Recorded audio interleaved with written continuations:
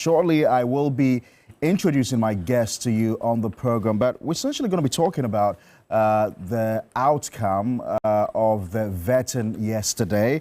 Of course, you know, the finance minister designate, Dr. Castle Atuforsen, was vetted, as well as the attorney general and the energy minister. A lot of interesting outcomes from yesterday's vetting process.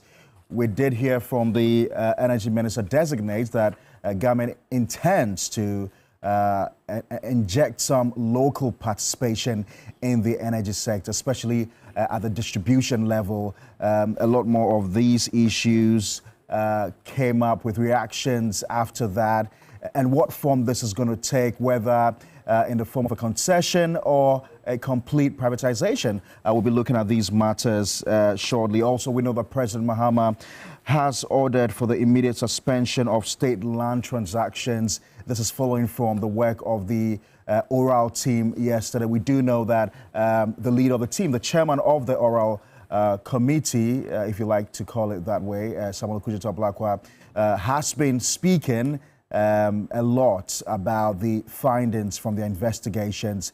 So a lot more of these issues today. You're welcome also and free to join us with your views, comments and suggestions. Visit our social media page on Facebook and post a comment there. Let me introduce my guest to you this morning. I've got Mr. George AEC, who is a former director of communication at NADMO and also a member of the New Patriotic Party. George, good morning to the program. Yeah, good morning to you. We've also got Nanayao Sapon, who is political aide to Alan Chamartin. Nanayao, good morning to you. Good morning to you.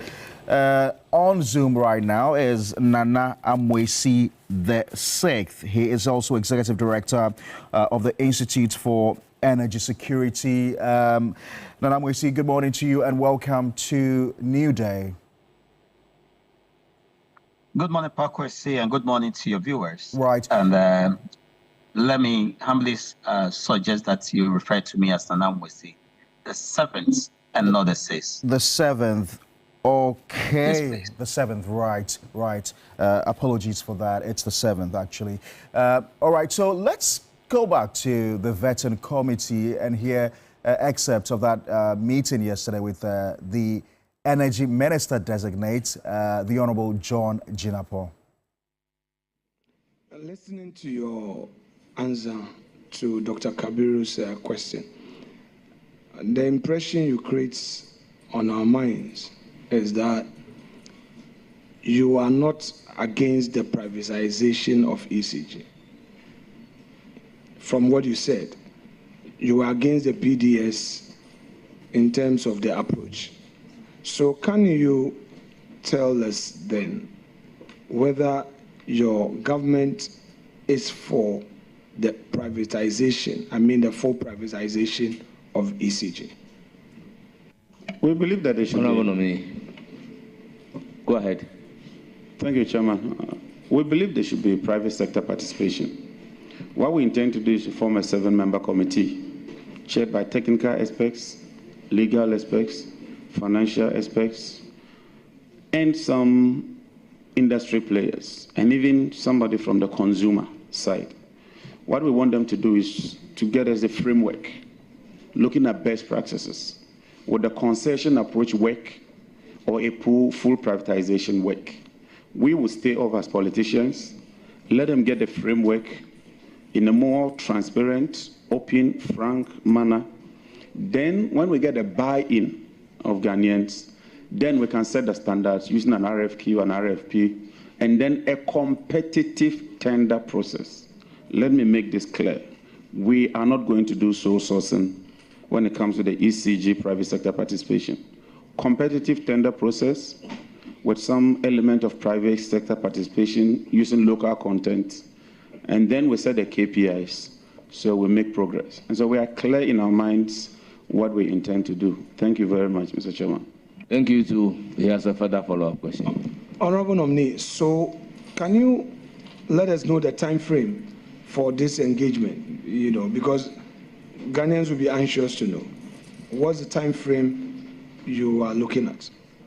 The preliminary work we have done is that my target is to push for 6 months But I do not want to stampede the committee if I'm fortunate to get your approval. But give and take within this year, we should be able to do that because there are lessons that we've learned from the previous concession. And so that will be the building block.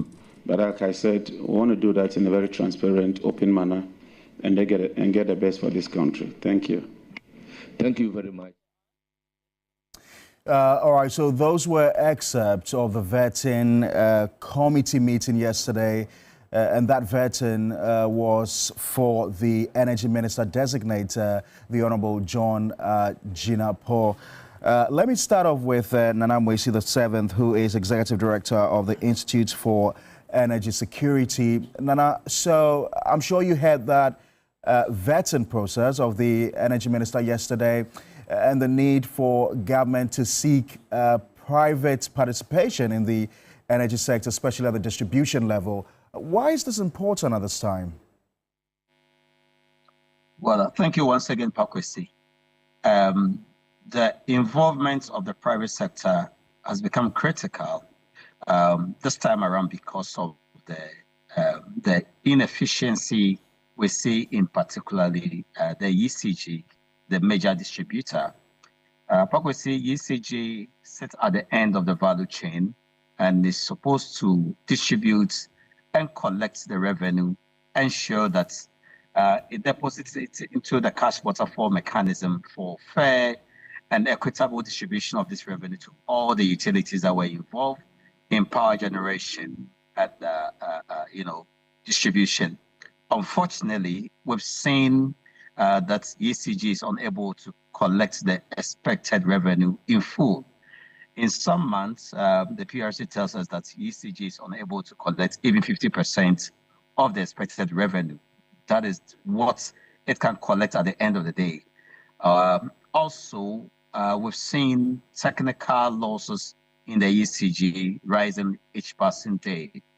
And so if you're unable to collect all the expected revenue, it means that you are creating debts in the sector, making it quite difficult for all the utilities, to operate on the basis of cash flow. And when there's a cash flow constraint because of all this technical and commercial reason, then you want to find an antidote to that. I think that even last 5-8 years when we're attempting to do the arrangement between the ECG and PDS, the losses were quite, lower. This time around is ballooned, and the debts in just the power sector or the power subsector, like we've heard, something around $2.5 billion. It creates a fiscal burden on the economy and also makes it quite difficult for all the utilities to perform, to the extent that we all know that we cannot reliably get electricity when we need it because of all this cash flow constraints and the systemic inefficiency, in particular the ECG. And so we need about 2-3 things. We need capital injection into the ECG to ensure that the grid that they run all the power on is made robust and resilient and ensure that the losses are curtailed. We also need, that level of expertise and competence and innovation into the same space so that we reduce all the losses as well. And so we know as a country we are struggling to even get 3 billion from the IMF, and it's been quite a challenge for us. Why don't we look outside?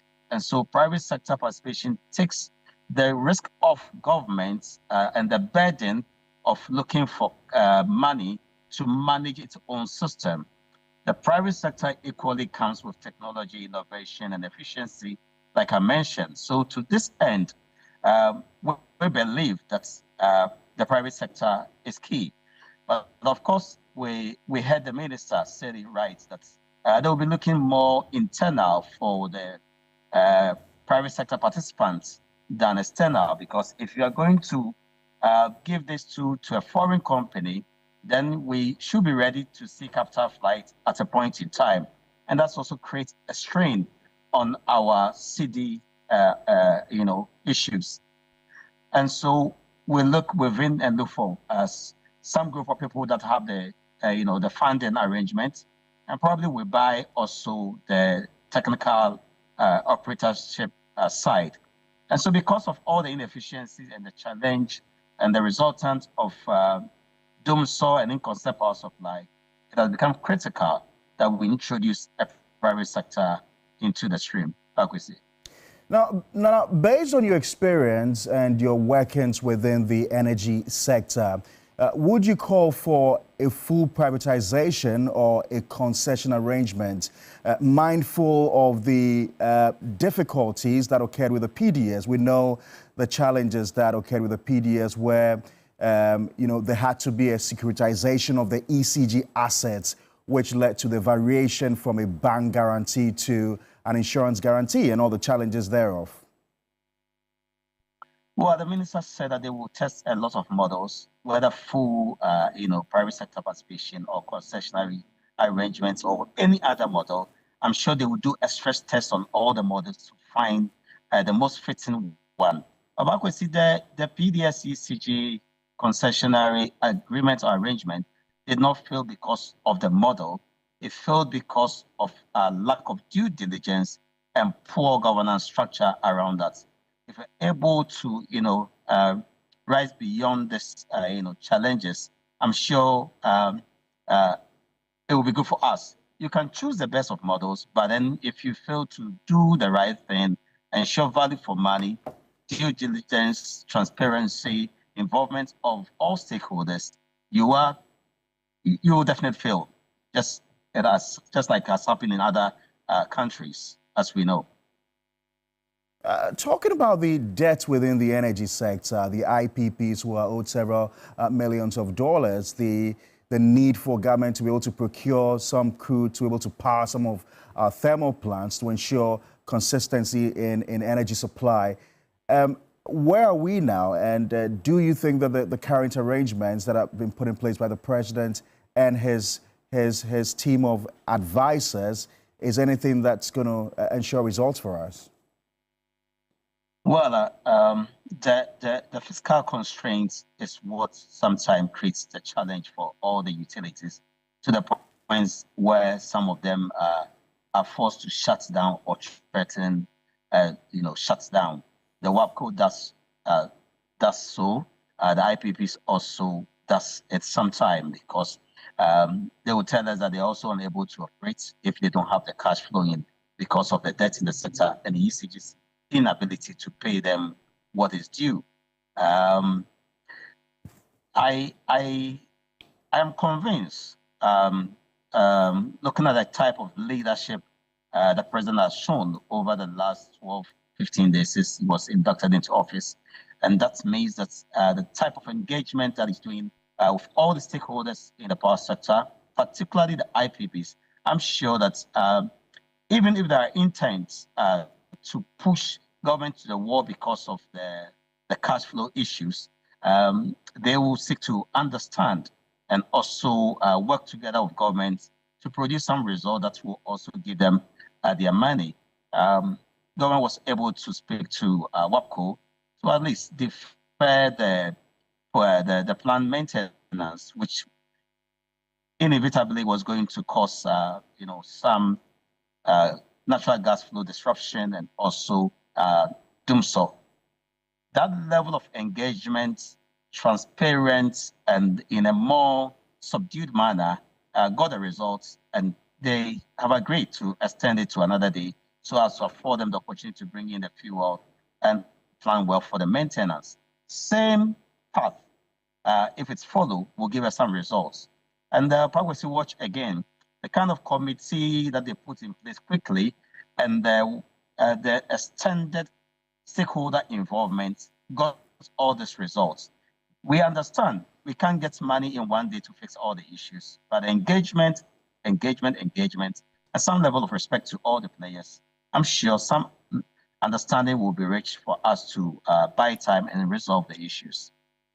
Now, my final question to you, I understand you've got to attend to other pressing matters this morning, but I need to find out from you what you make of the proposed measure of the VRA and the Buipa Authority. The minister seems to make a very compelling argument about the need to ensure that those in charge of thermal, renewable and hydro are brought together under one umbrella so we can see a lot more coordination and efficiency amongst them. What do you think about that? Well, we have been consistent at IES, stating clearly that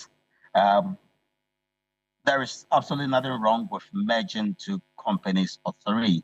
And it's one of the strategic ways of ensuring efficiency and improving on your bottom line and ensuring that the work is done in a more efficient way. That is okay. But last year, when this idea was mooted by both parties, we did say that the timing is wrong because the problem we have today is the ECG. Fix the inefficiencies in the ECG and ensure that both the WE and the VRA that are owned by ECG are at least cushioned with some form of cash flow if ECG is fixed well.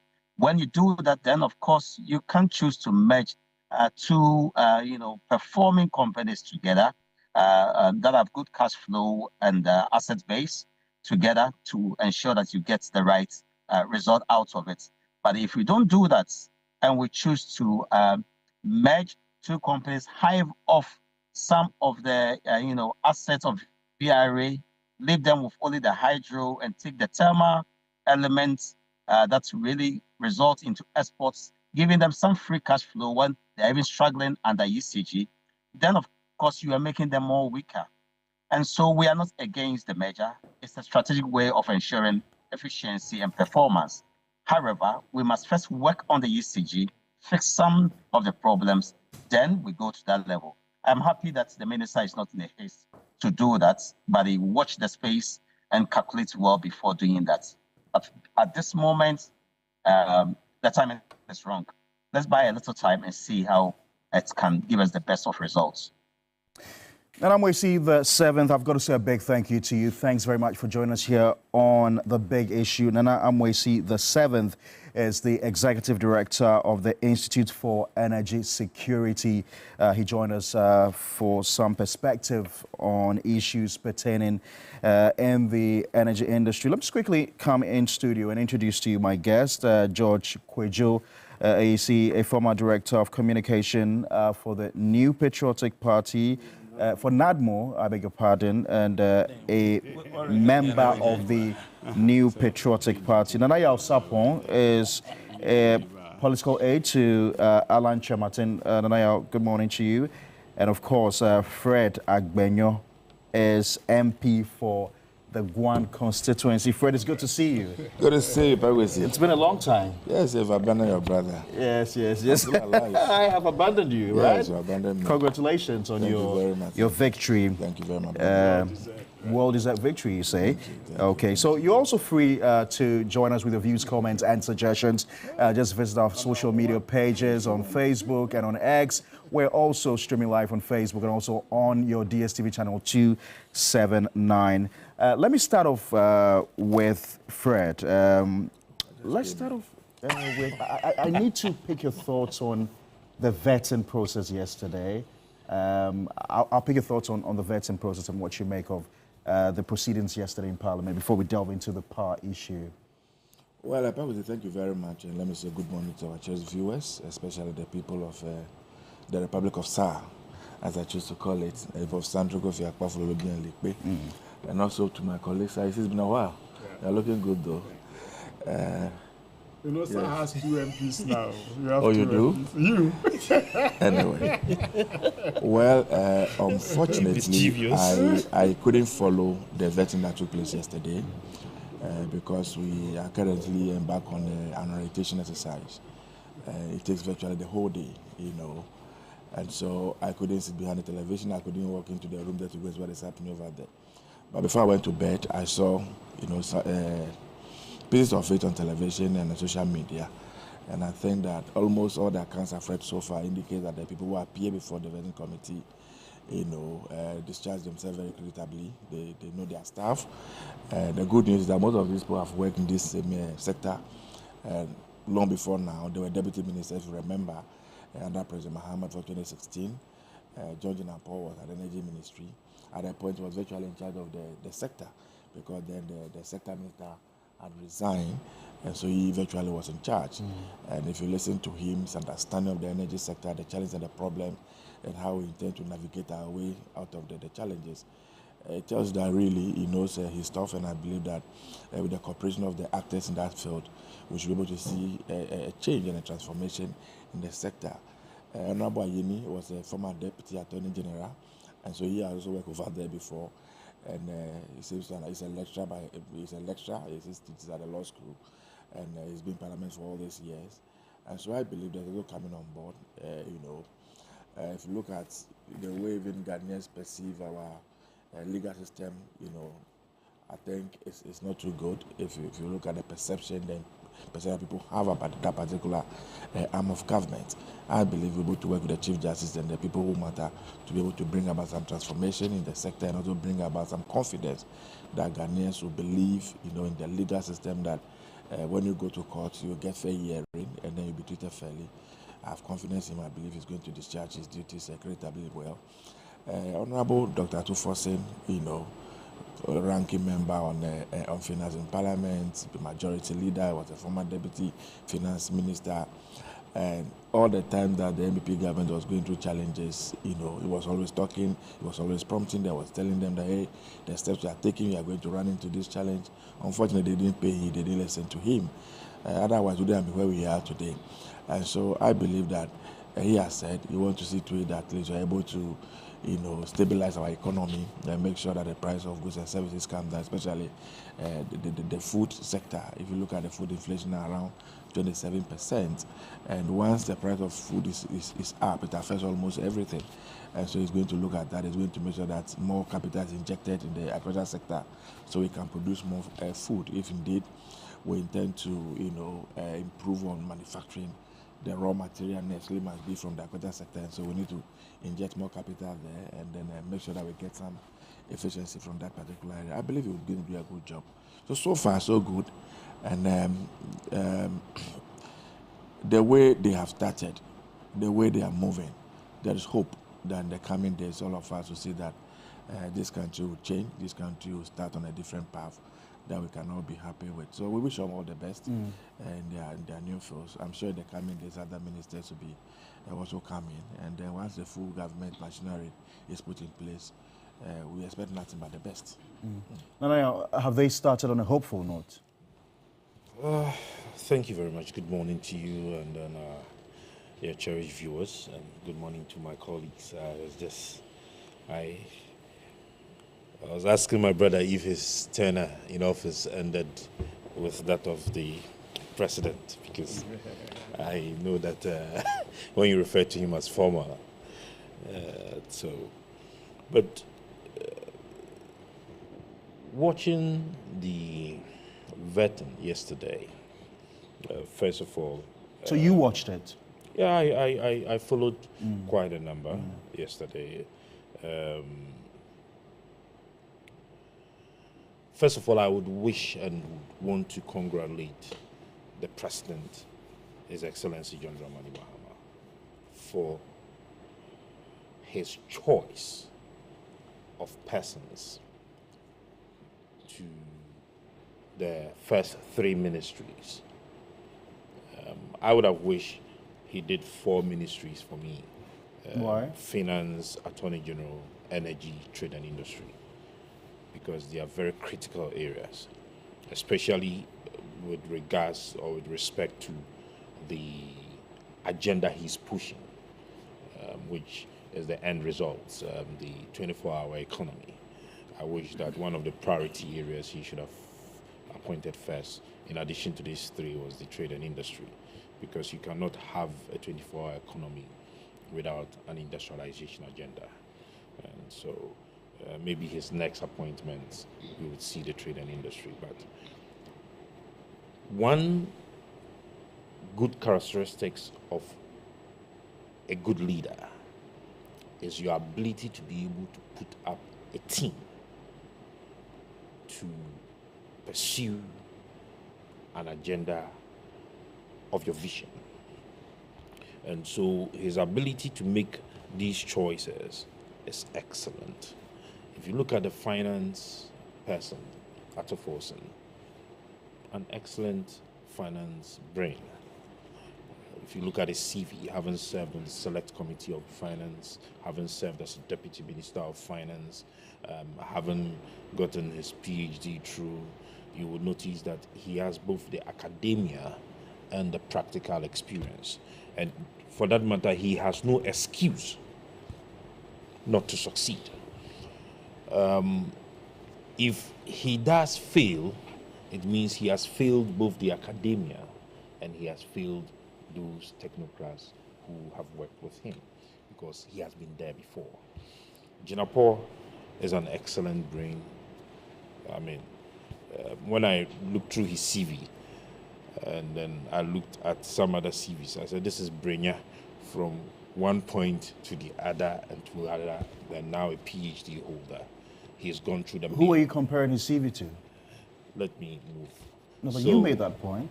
Of course, it's in my head. And so you would notice that he has an excellent resume. He has the practical experience. At a point, he was practically in charge of the energy sector. And he has a constituency. You know, fortunately, his constituency is one of the constituencies that benefited during the Rawlins's time, if I'm not mistaken, through the rural electrification projects. And so he has been there before. He has been in a situation where his village didn't have lights, and he had to go through that mill, have to study with the lantern and all of that. So he has not got an excuse to fail the people of his constituency, because they would not want to go back into darkness. And I think that the Attorney General is an excellent brain.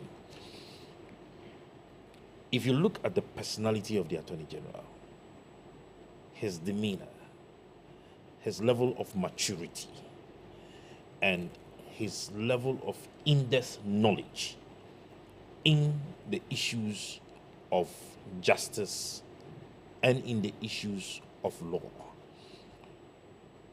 He has also conducted himself so very well that I do not think that we would have members of the bench or the bar in any way going to look down on him or disrespect him. There is going to be that mutual level of respect and recognition for his person. And so you would see very good changes and very good administrative turnaround in the justice system. And one thing that actually made me so excited was when he cited one of the key issues in the ex-Wal administration that has to do with the stepping on the fundamental human rights of citizens and putting fear in them. And he cited an example of Gregory Afoko.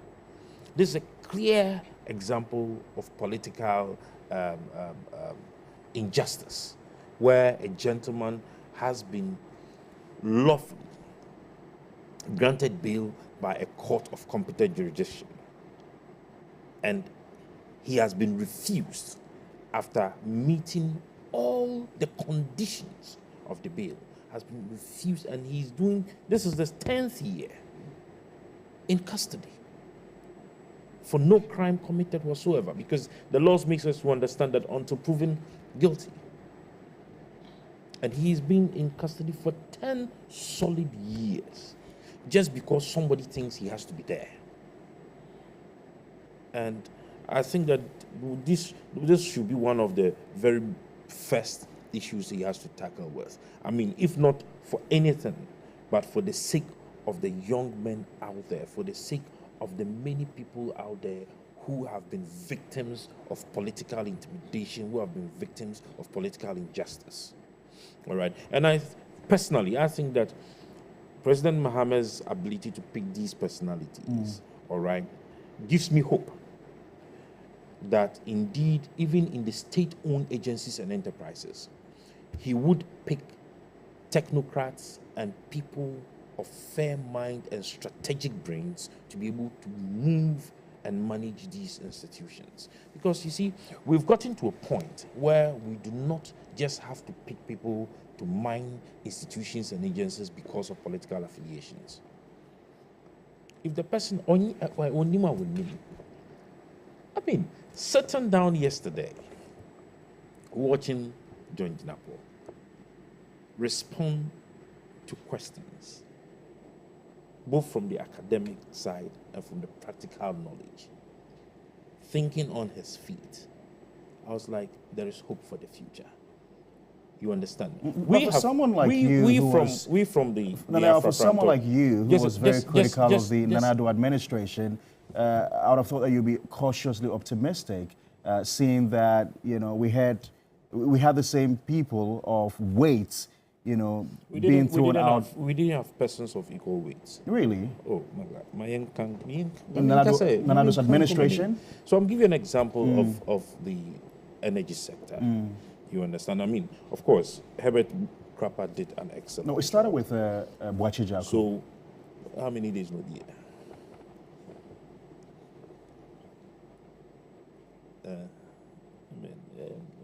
Let's speak to issues. When he was asked whether or not there is the need for us to merge VRA and Bui,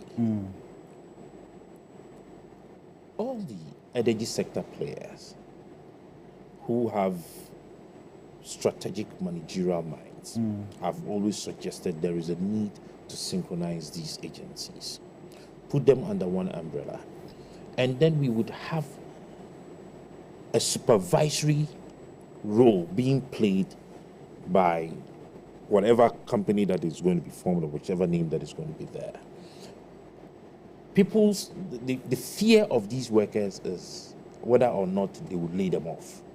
But you see, we need the experts in charge of hydro put on one side, just as he had stated. The experts in charge of thermal put on one side. The experts in charge of the renewable put on one side. And then we have a supervisory role where they can judge. We can't have VRA doing the three, have Bui doing the three, and everybody spending money and giving us the same results. But if there is that synchronization, all right, the 1 + 1 is 3, and that's synergy.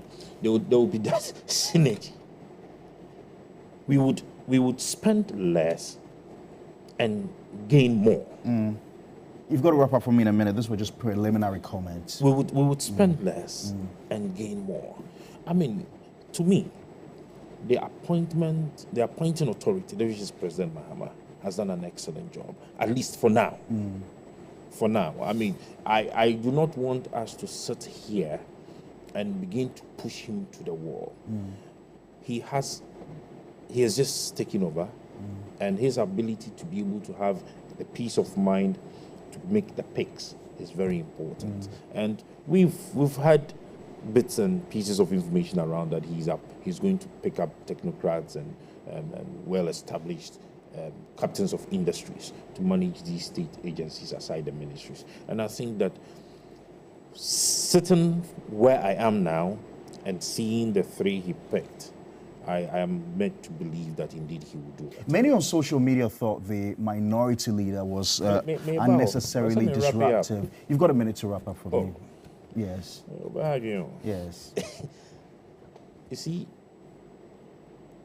I think I sat here on your platform and I said that the office of the minority leader now is very critical.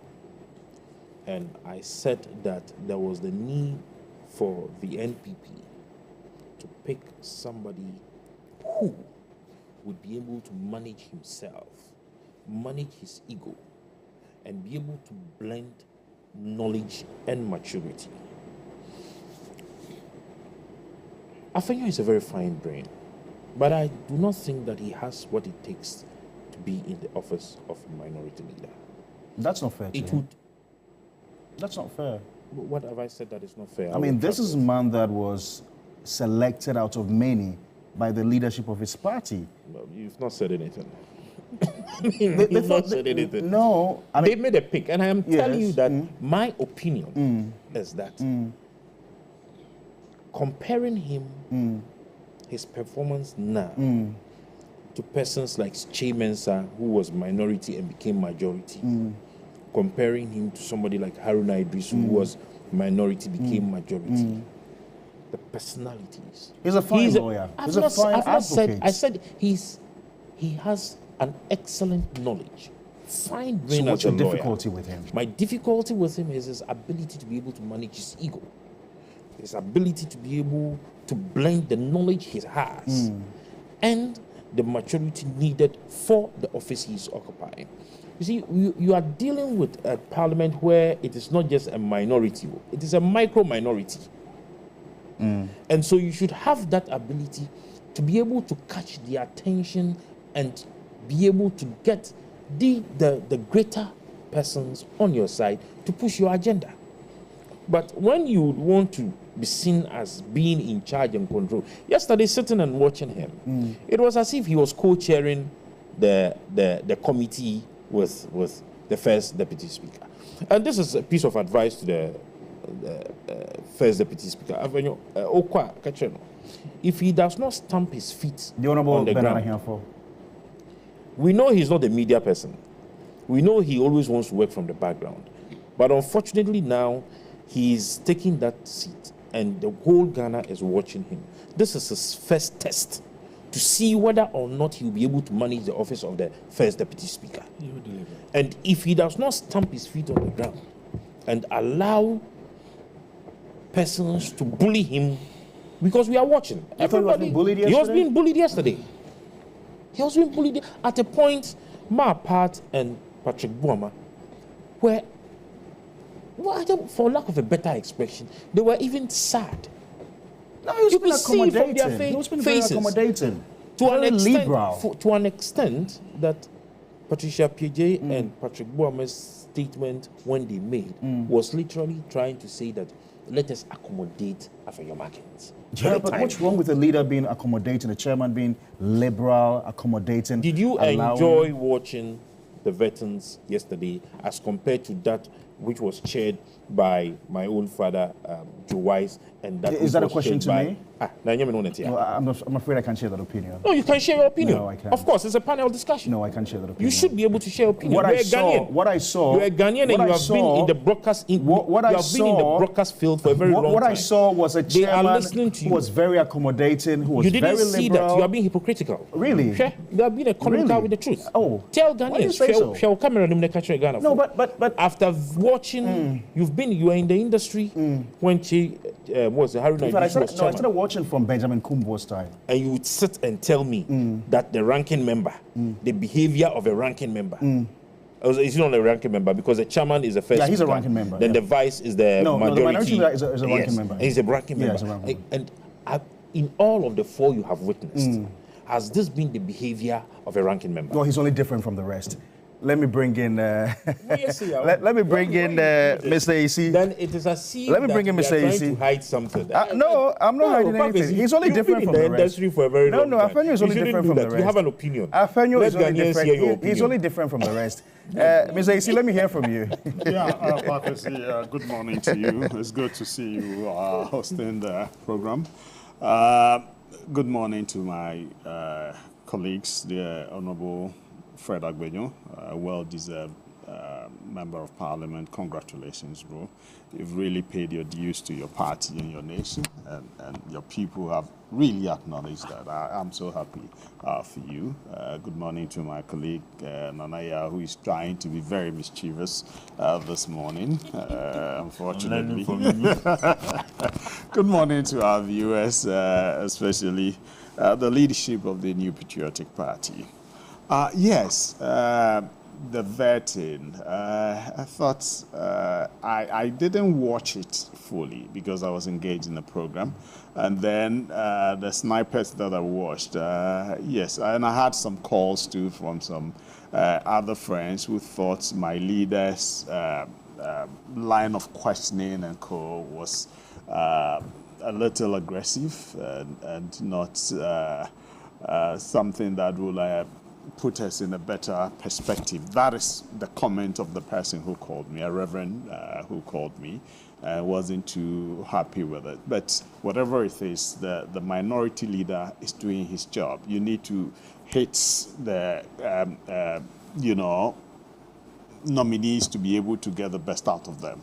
And so if he used that style, people may disagree with him, but he has an objective for using that style. But beyond Yes, that, many yes. felt that he was being disrespectful to the chair. Yeah, okay. You know. Well, I told you I didn't watch it, and I was happy when that young man was elected first deputy speaker. To be honest with you, I was looking at the Fiamakbo, but it went to Ahiafo, yes, and I thought, and he's also been very hardworking in Parliament, so I was excited he was, and he cannot be glossed over. He knows, he's a lawyer, he knows his stuff, he knows what. So allowing Afenyo to have his way didn't mean he was, being cowed into, or being weak.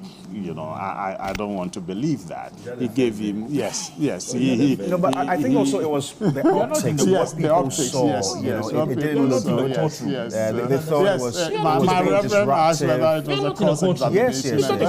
Yes. And I said, well, you see, for instance, Ato is like a brother to Maki, Afenyo Maki, so maybe he will, and the ministry is going to is a difficult ministry, finance minister, but in the first place, to be honest with you, I must say, for the optics and whatever relevance it is, the first 3 picks are excellent picks by the president, and it sends a signal of hope to me and to other people that he means business. He knows the issues, and he intends to tackle the issues, and he is putting together the right team to be able, who understand the issues, to deal with the issues. So on that score, I commend the president for these 3 nominees. And looking at the names that are popping up, the team will be an exciting team. Right. So since you didn't have a chance to watch the program yesterday, this will be your preliminary comments. Oh, no, let me add small things. You still want to go ahead? Yes, okay, just go ahead. No, okay, all right, they are very,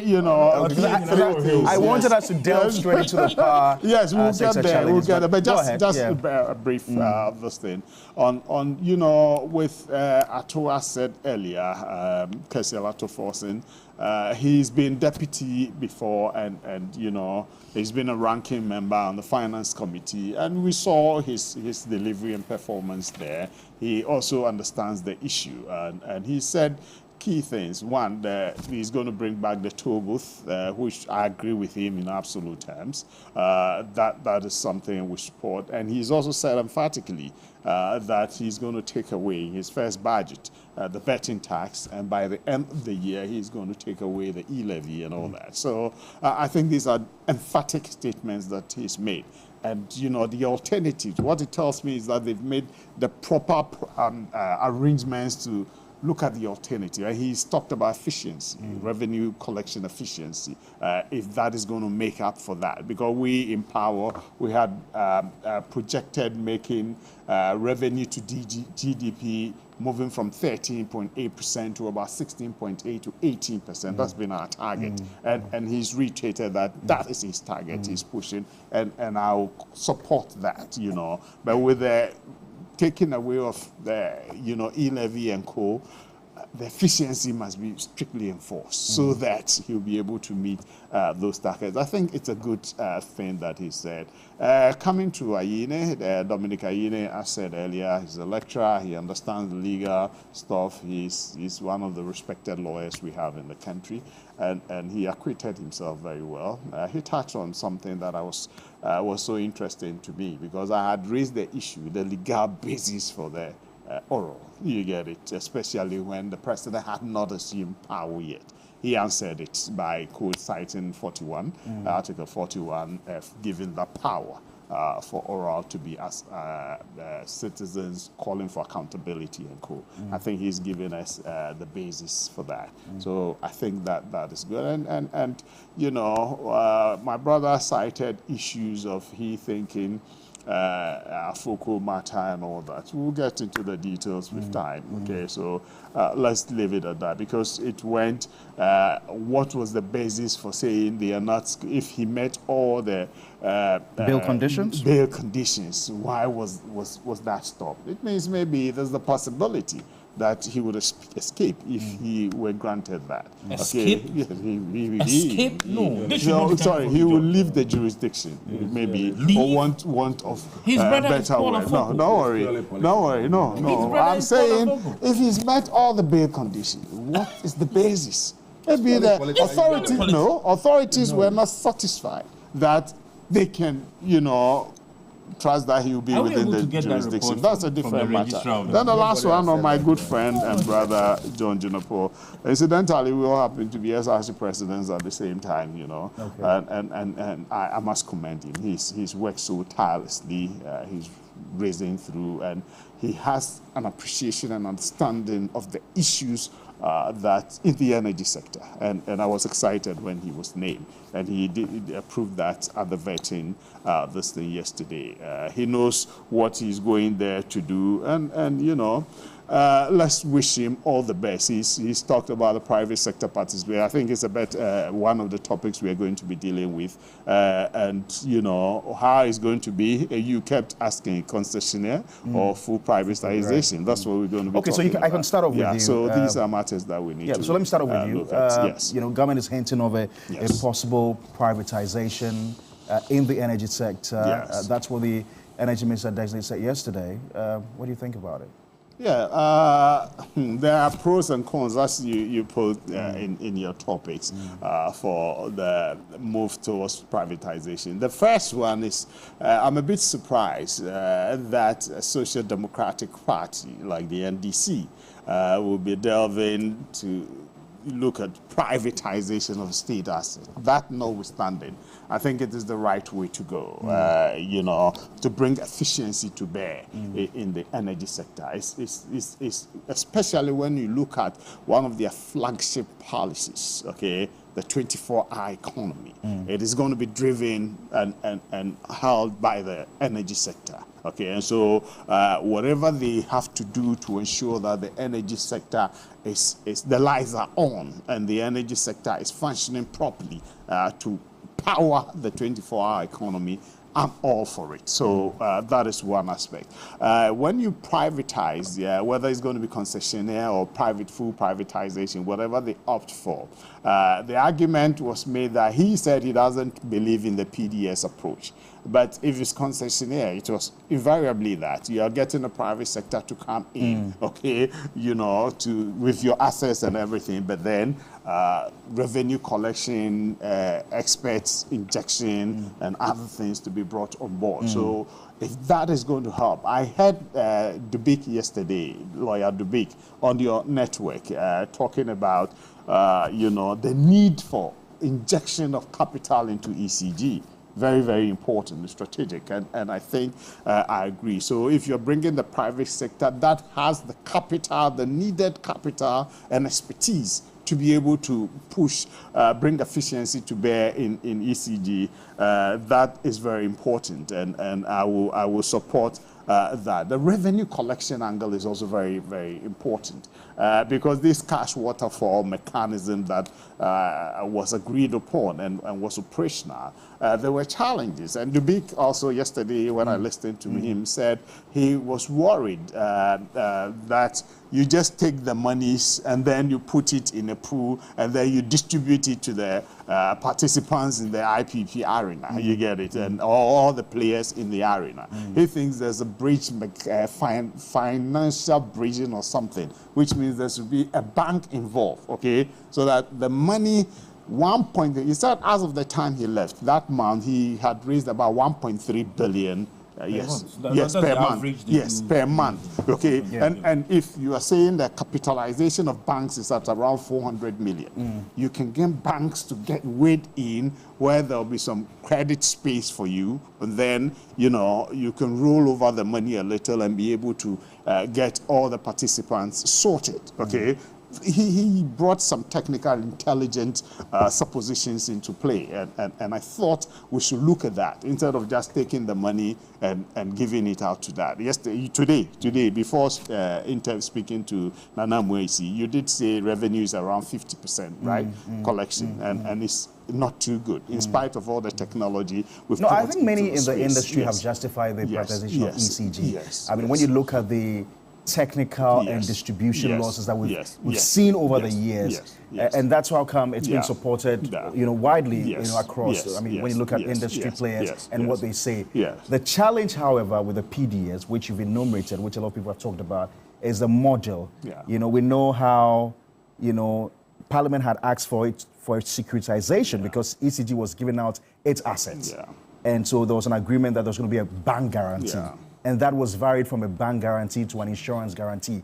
And what was that? That's where the challenge started. Have the difficulty. Maybe the technical people will explain it to me. Bank guarantee, insurance guarantee. What is the difficulty therein? Because it was a decision taken, by the government that if there's issue with bank guarantee, and even those who signed the guarantee, because our court itself had issues with those who signed that. There's dishonesty in the whole. Yes, absolutely. And the Millennium Challenge account wanted us to continue with the engagement. The president said no, because of that dishonesty and he cannot trust the process. And everything was pinned down to the vice president in the meeting that was held in his office.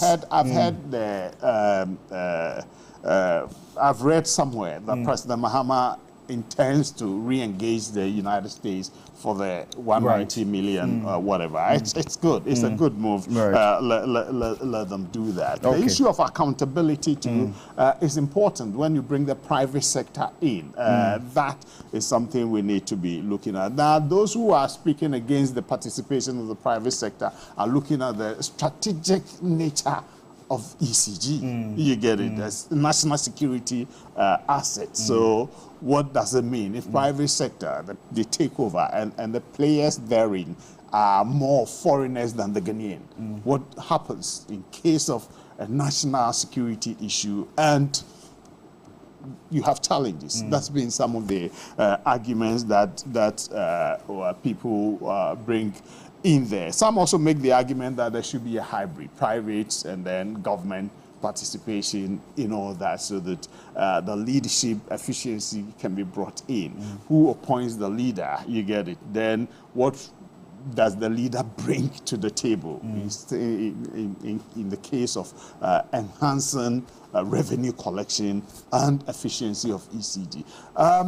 The PURC is also there, right, to serve as the regulator, you get it, for ECG and all the others. So, and so far, I think PURC had one occasion or so, there was a disagreement between PURC and ECG on this score. So how can we have that smooth synergy between them to be able to discharge their responsibilities? Another one that I'll look at is the merger of BUI and then VRE. I'll come to that. I'll come to that later. It's going to be a different topic. Yeah, just short comments on that.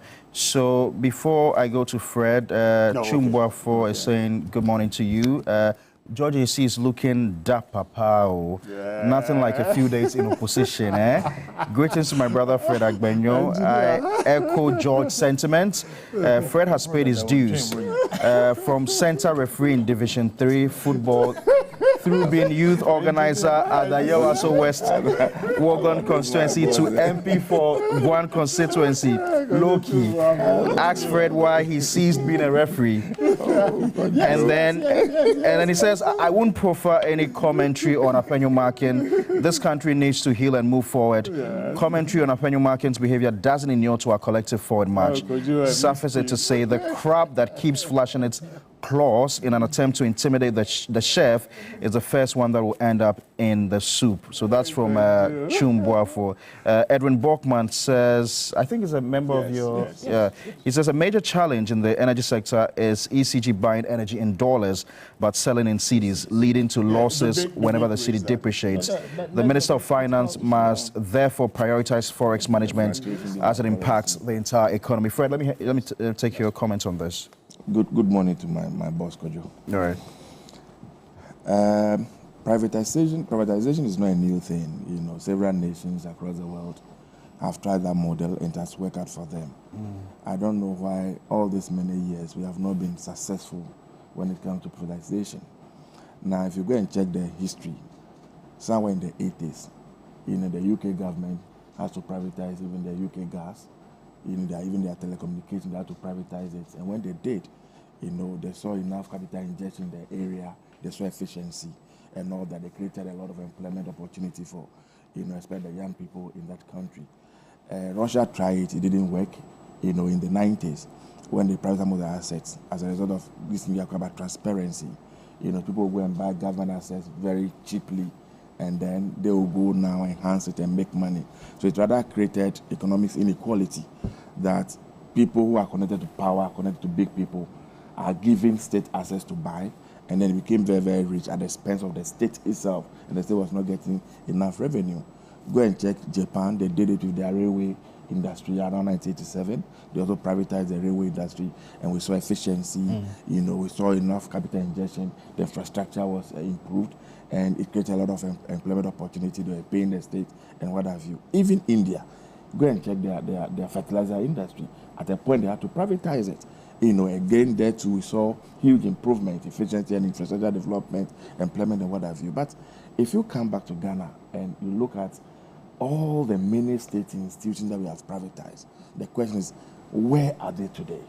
I remember at a point in time, we even brought a company from France to come and manage Ghana Water when it comes to the collection of the bills. You know, what became of it? It didn't do us any good. The only confidence I have is that the incoming minister is abreast of all these facts. He knows where we have come from and the change we have gone through. And so I believe that it's going to fashion out a model that for the first time we are going to see some improvement, you know, some success story coming out of this privatization. Because if you speak to all the actors in the industry, they all be the way we are now. The only way out is to get some private capital to go in there. And that we cannot continue, ECG cannot continue to operate on their own, what in the banks, they can operate on their own. And government doesn't have the resources to inject in there. And so we need to get a private people to come in. I don't know as of now the model we are going to use. Is it going to be purely private people coming in? Is it going to be a form of partnership with private government coming in? But there was a point that I heard the minister made, or the minister designate made, that we are going to make sure the local people also get in there. Can we get SNIT to come in there, some of their resources? Can we get NAGRAT, all these associations that have a lot of resources to want to invest in that sector as well? So that at the end of the day, Ghanaians still own the institution. But one of the problems we have in this country is that almost all the strategic institutions that are bringing in money have all ended up in the hands of private foreigners. And so you go and check, we are generating so much money, but how much of that money remains in our local economy? And that is a problem. And so if you are going to privatize, and we are even going to flow maybe shares in the stock market and allow Ghanaians to go in there and buy the shares, so that when the company grows and is making profit, that money and that resource will remain in our country. I'm all out for it. You know, I think that really where we have gotten to right now, I don't know if we can tell, because ECG, as we speak, as a limited liability company, right? He has its own directors and operating like that. Can we give ECG some form of competition? You know, can we create other companies? So, for instance, you can switch between 2-3 companies. If, for instance, you think that ECG is not giving you the kind of services that you need, is there another company that is providing almost a similar, you know, a service that you can switch to, like we have in the case of the telecoms? I'm not too sure how we can operate that in the next step, but something that we have to look at. Because at the point, we have only one company that is... it's a social service that they're providing, you usually would need some level of government, Definitely, I agree. Because actually, as for the private sector, profit is the number one motive. And so if you solely leave it in the hands of the private person, then to get a point, people cannot even pay their bills. Even currently where we are now, go to most homes. And sometimes I sit back and ask, why do we do some of the things that we do to ourselves? And we compel people to want to do the wrong thing. Go and check the bills that people are paying. In my constituency, I went to a house, an old lady, almost 70, 80 years. She lives in the house alone. She just has about 2-3 bulbs in the house. She doesn't even have a fridge. Then one small television set and a radio. How do you ask this woman to come and pay a bill of 3,000 Ghana cedis? And they said the meter is not reading for no fault of hers. ECG will not go and collect the bills. They were allowed to accumulate. Then one early morning, they walk up to her house and say, you know what, you are owing so much. Come and pay. Where do you expect that woman to get the money to come and pay? And so all this illegal connect that we are talking about, a new community is emerging. A new area is emerging. People are putting up houses over there. One would have thought that even before people settled there, all these social amenities are extended to the place, i.e. water, electricity, and the rest. You know, you must take particular interest in connecting people officially. But go to most of the new sites, even around Accra. Almost every house there's light. But you notice that most of them have done illegal connections. You know, one person gets a light and they all go and tap from the person, and the person now becomes a collector of the bills from these persons that he has distributed lights to. You know, so there are all manner of funny things that are happening. Either the bills in some cases are just simply too high, they are not reasonable. Now look at the cluster system that we have, especially in the cities. You go to a compound house, even though there's an attempt by government to push in those who are operating beyond a certain level, below a certain level. Now because you have clustered them, 5, 3, 4 houses to 1 meter. Now they move out from that a threshold that are supposed to benefit government subsidies or government cushioning. Now they move into the commercial zone. And so the benefit they're supposed to get now, they don't get it again. Why is it so difficult for us to get meters for households? Somebody will apply for a meter, and then for 3 months, 6 months, the meter is not coming. And so are you expecting a fellow to live in darkness for all these periods or this number of months, or in some cases even a year, that you are not giving the meter? And so to that extent, I agree that ECG, we need to look at it again. We need to inject some private capital in there. We need to get some private, hands to move in there. What we have not been very successful in doing in this country, I don't know how we came to that really, is the fact that anything that belongs to the state, anything that belongs to government, we assume it belongs to nobody. And so at every opportunity, let us run it down. We will not take good care of it. We are not interested in how it grows and how productive it becomes. It's like, let's just, it's nobody's business. Let's just, use it the way we like. And that's why we are where we are now. The PDS story that people want to compare to what we are talking about now. Every well-meaning Ghanaian who really cares about the future of this country and looking at ECG as a strategic asset, and the way, the manner the PDF thing was framed or crafted, will be worried at that point and will speak against it. We heard an audio that made the rounds around that time. I don't know if you heard those audios, where persons sat in the comfort of their homes and they were sharing shares. Somebody said, I'm taking 34%. Somebody said, I'm taking 11%. Somebody said, 11 is too much for you. Let's give you 3%. No, the audio is available. It's not mischief. Because you don't have that video, you can play it on yourself. We're able to listen. No, we can't play it. You can play it. And people were sharing like tomatoes. They were sharing the open market. Like Kele Willy. Like Kele Willy. This is a national asset. All of us are asset. Then few people from the same to a cabal, and they were sharing their shares among themselves. There was no transparency. It was so opaque. They didn't invite Ghanaians to get involved. Now, this issue of a bank guarantee and then the insurance guarantee, once Parliament has taken a decision, has approved something, you can't go and sit down in the comfort of your bedroom or your office and go and amend it without recourse to Parliament. So that is an illegality to start with. That's an illegality. Fred, you have a minute to wrap up. And yet, that is the channel they decided to exercise. The good news is that, you remember before we left office, we introduced the energy sector levy, the ESLA levy that we brought on board. At that time, our brothers in opposition described it as well a nuisance tax, where they have to bring that particular levy. Because the whole idea was used to retire all these indebtedness that is in that particular sector, and the money that are given to them when they came into the office. But today that they are exiting office, go and check our indebtedness again at the energy sector. Almost all these power producers, institutional companies, we are owing them huge amounts of money. We are not able to pay them. To even buy fuel to run the power plant has become a problem. You virtually, you destroy the sector, so to speak, completely. There's nothing like, what investment did you do in the 8 years? Freddie, time is up. Let me just run that. In the 8 years that MPP was in power, mention a single investment that you did in the energy sector. Mention one investment that you did, even in the area of infrastructure. Nothing. And yet, whatever we put in place that you came to me to, you run it down completely. And look where we are now. Right. Thank you, Fred. I have confidence in the president. I have confidence in the sector minister. I have confidence in the people of this country.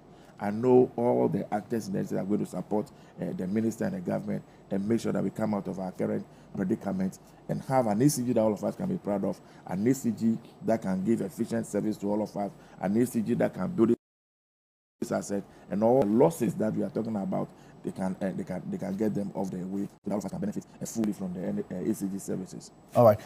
We'll come back also to talk about President Mahama's order for an immediate suspension of state land transactions, and we know the oral committee has been doing quite a bit of work on that. We'll talk about that as our next topic. But Nanaya, you've got 3 minutes to also have your say on the ECG possible privatization. Fred says he's hopeful. George AC says he's also hopeful. I don't know if you're also hopeful about the possible privatization of ECG. Well, Fred is asking you what crime I have committed. Your time is going on. Your time is going. But that will not be fair. I mean, if you want me to... You don't want to talk about the state lands issue? You don't want to talk about it? We'll talk about it. Okay, so just manage the time for me. I will try to manage. Okay, thank you very much. You're very kind. It's a very critical agency. And in as much as I would want to agree with the privatization of ECG, but not the privatization of the entirety of ECG. Now, I would want to agree with Fred to say that, you see, there is this aspect of national security when it comes to... briefly, let me just mention that President Mahama has revoked Edward Anaya Krantz's appointment as the CEO of the Minerals Income and Investment Fund. Yes. The finance minister designate has been tasked to oversee the fund until a new CEO is appointed. So that's some news coming in. That gives me 5 minutes. So, as I was saying, there is that aspect of security when it comes to the energy sector, electricity, where the fear is that you put everything into the hands of a private man. He can decide after he wakes up from bed and he has issues with a wife and say that, listen, Ghana, you don't have lights again. And so when we were drafting the Great Transformational Plan, if you look at page 55, which has to do with the energy security and diversification, we had stated categorically that there was the need to bring in the private sector into ECG.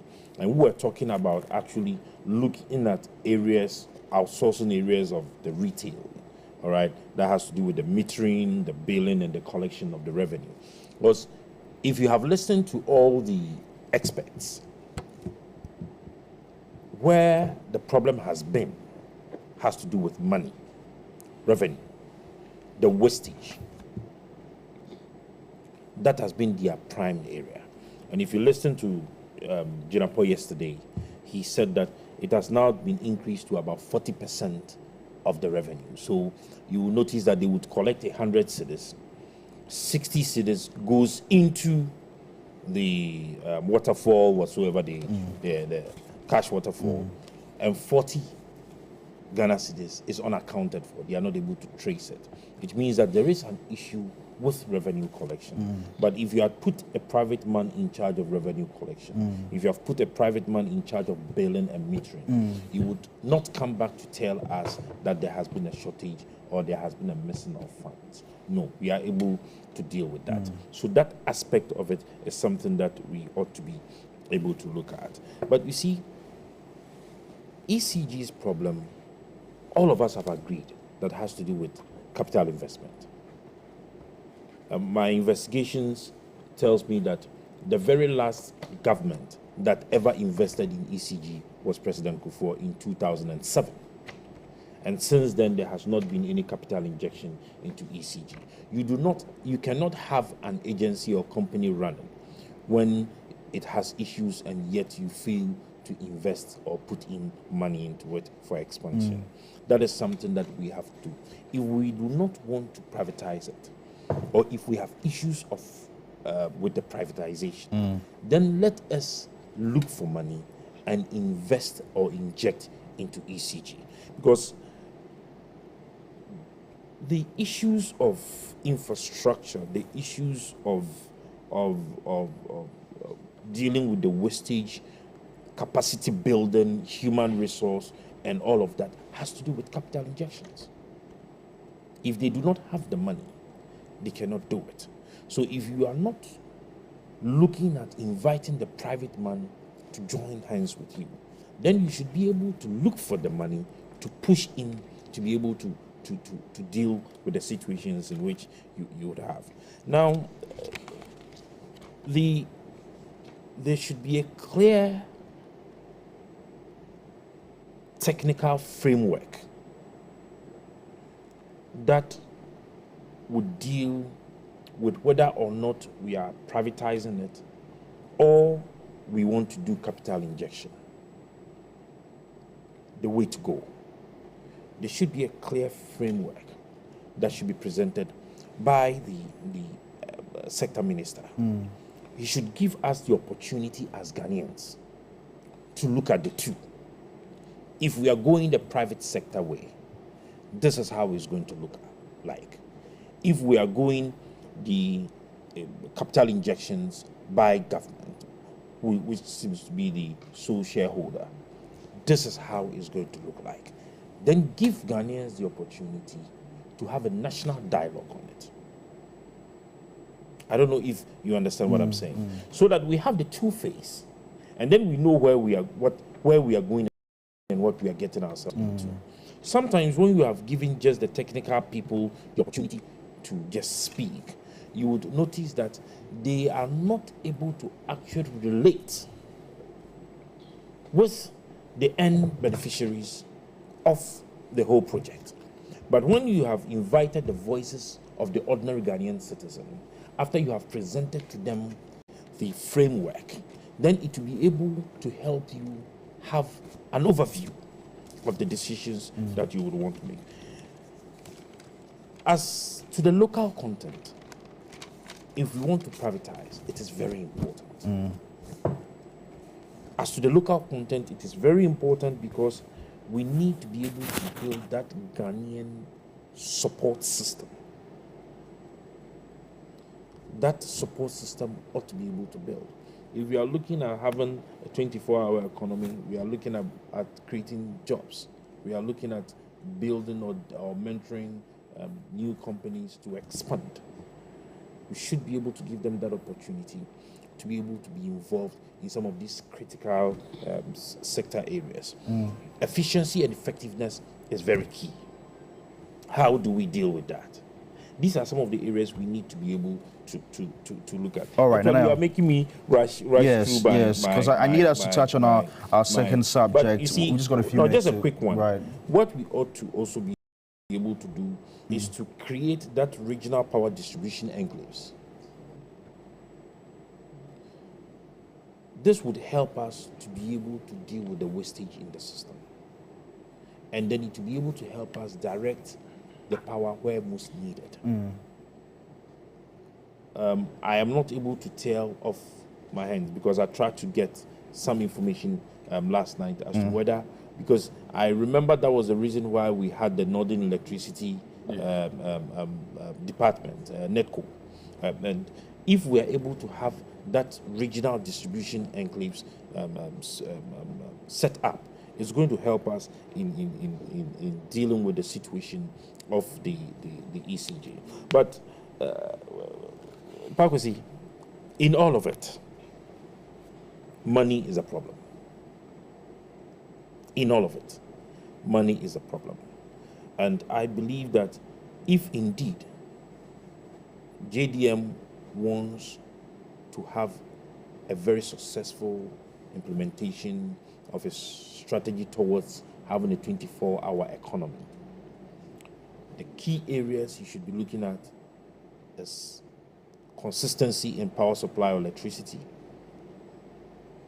security, health, and entrepreneurial skill development. These are key areas he has to look at. You are rushing me, I would have to end it here. Okay, unfortunately we are unable to do our second topic, but I've got just about 5 minutes to share amongst all of you, and so I'm going to take a wrap-up comment on the energy sector issues, but you are free to talk about the land issue if you want to. I'm sure I'm giving you guys 2 minutes each, so I'll start off with you, AC. Yeah, thank you. I was going to touch on the merger of Bui Power and VRE, Right. which started under our administration and others' administration. And we had some challenges from the staff of VRE who were opposed. They had a little demonstration there. But fortunately, yesterday I listened to Engineer Kofi, who is one of the big bosses at VRE, who thought it was a good listen. But his challenge was that they shouldn't separate the hydro sector from the thermal sector. You get it? Because the objective was to get the hydro management board or power board and then the thermal management authority as well. So he thinks, this, separating them completely wouldn't help. But I think we should look at it. Once there's the agreement that the two must be merged, I think it's a good one. And the other one, renewable energy sector. So the management of that, let's bring the experts together to see whether indeed we should separate them, renewable energy, thermal energy, and then the hydro, or they can be managed along. He said he made studies in the US and Australia and others, and he thought it can be done. VRE can do that. So let's look at it to bring efficiency to bear. And the last one, Parkwasi, it's got to do with the debt issues. People, Fred, Honorable MP for SAL, was putting us on who does the state to scare the people. But the truth is that when His Excellency, the former president, appeared in Parliament, his last soda, he did say that the debt was about 2.5 billion. Yesterday, my brother, the Honorable Energy Minister in waiting, mentioned that it's about 3 billion. So I believe they're going to be dollars. 2 point, yes. We inherited 2.4 billion dollars. Okay, with this ESLA and all that. No, this ESLA matter. Look, no. As we speak, what is not true? Okay, your 2 minutes is up. Your 2 minutes is up. Your 2 minutes is up. Fred, you have your time now. President said 2.5 billion. So we need that engagement I want to look be settled. I want to look at the land issues and the directive that has been 2 minutes. issued. Yeah, the land issue that has been issued. In fact, yesterday, I drove past. There's a place behind National Service Secretary at the headquarters in the morning. So in the evening, when I was leaving Parliament around 8 o'clock, somebody called me that there's a building over there that they were demolishing in the night. So I drove the place myself. I videoed the place. That's security? Which security? Which security do I need? That's a government bungalow that a private person, apparently, they sold 4 bungalows to a private person. He demolished and is putting up a house over there. And this other area that I'm told originally was not part of what was sold to him. Last night, they were pulling the building down so they can add it to their place. In fact, I sent out the videos to the oral people, and I'm sure they will follow up and go and see what is happening. You see, this country belongs to all of us. The way and the manner lands were acquired for our collective use and benefit. And if you look at what we have done with it in recent times, state lands at very, very prime areas. We sell it to our cronies, our friends, and our families. Now look at the land that the international wholesale land, where the land that is housing the Ministry of Foreign Affairs now. You remember when they decided to collapse Ghana Airways, under President Kufuor's administration, and subsequently all their properties and lands and everything were sold to party functionaries and all that.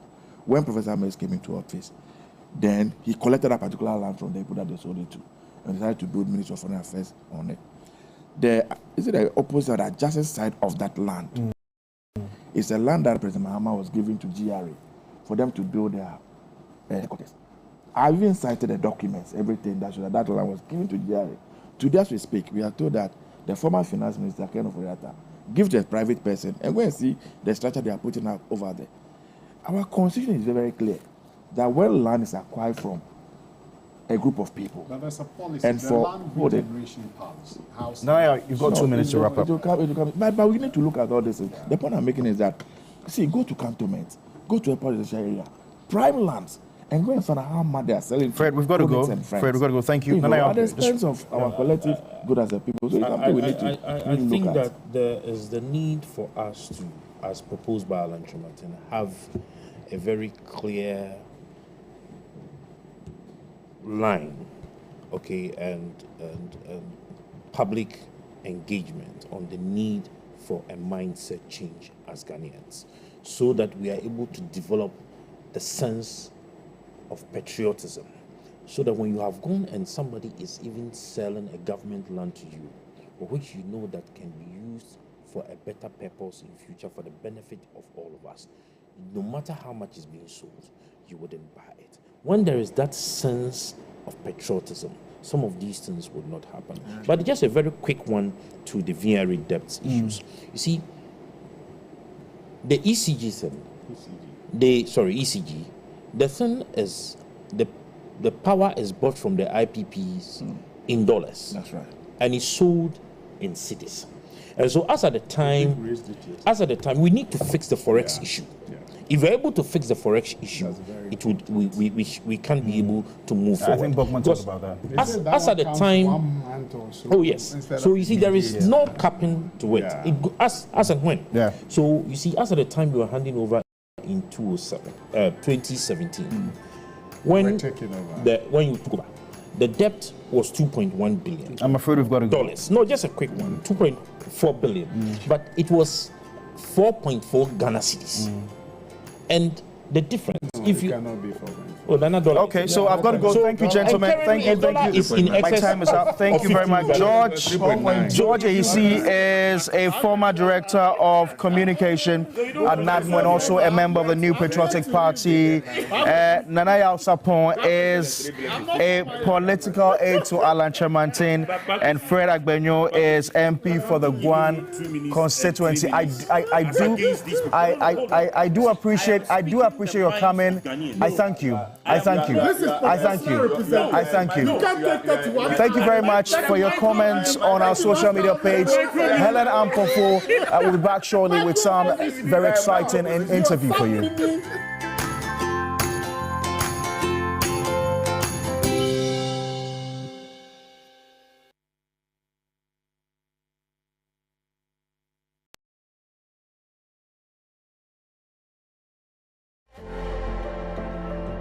This is the reason why I love Ghana. Then the lottery a very plenty. Yenim se Ghana and Nadim Kunim. We are one. Ghana as one. We are proud about Ghana. Sabaya 2 years now. Akos asundem ayen share how we are. Africa and the rest of the world salute Ghana. Don't forget the lottery a very plenty. Send love. Love to all Ghanaians.